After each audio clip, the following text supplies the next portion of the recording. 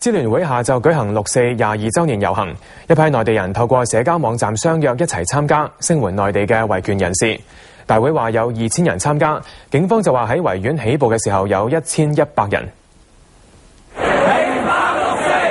今年嘅6·4遊行缺少咗擔當超過20年支聯會主席嘅司徒華，佢嘅追求民主精神由其他人延續。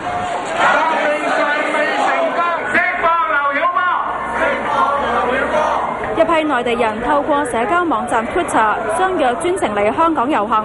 呢一個深圳人話係要聲援被捕嘅異見人士。因為今年咁多人啦，艾未未啦，嚴文飛啦，咁啊仲有好多其他民主維權人士都失咗蹤，又唔知去咗邊度，咁啊過嚟支持下佢哋，希望呼籲一下咯。點解即係覺得特登過嚟香港，覺得即係深圳係咪真係冇可能？冇機會咯，我哋好想喺深圳啊，但係深圳冇機會咯。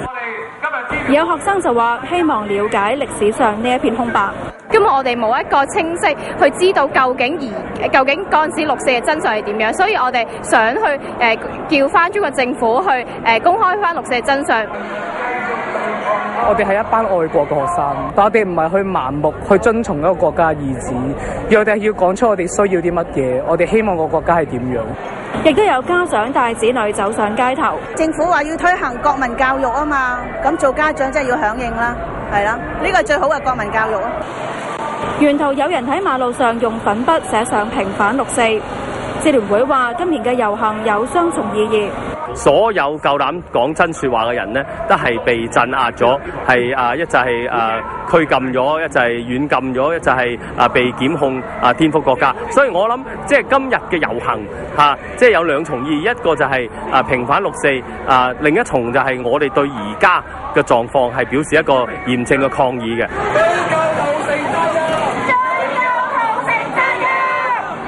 支聯會話，根據佢哋嘅數字，除咗2年前即係6·420週年嘅時候，遊行參與人數達到8000人之外，咁近幾年遊行人數都係徘徊喺1000幾人至到2000幾人左右。但就認為喺89年後先出生嘅新一代參與係多咗。遊行以政府總部為終點。無線電視記者郭永嘉報導。第一畫面見到嘅咧就係喺西環嘅現場情況。咁大約50個遊行人士咧，佢哋離開咗政府總部，參加完呢個6·4遊行之後咧，就轉到去外交部駐港特派員公署嗰度繼續請願嘅。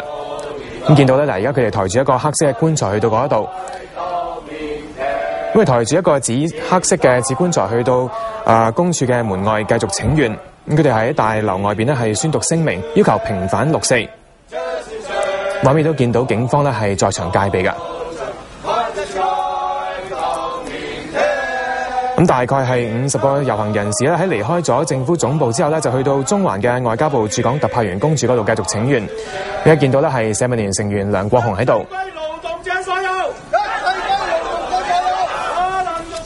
另外大約20個社民連成員中午就由西區警署遊行到中聯辦，佢哋促請中央政府釋放被扣押嘅艾未未同譚作人等維權人士。